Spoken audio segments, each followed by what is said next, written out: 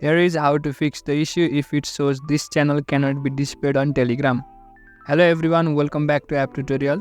In this video I'll show you what you can do to fix the issue if it shows this channel cannot be displayed notice on your Telegram. So let's start.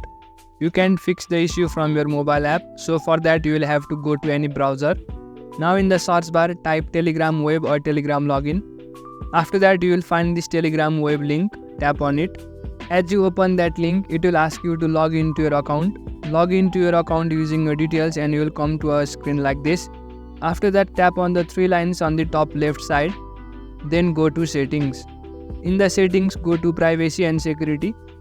Now scroll all the way below and you will find this disable filtering option. Enable this option.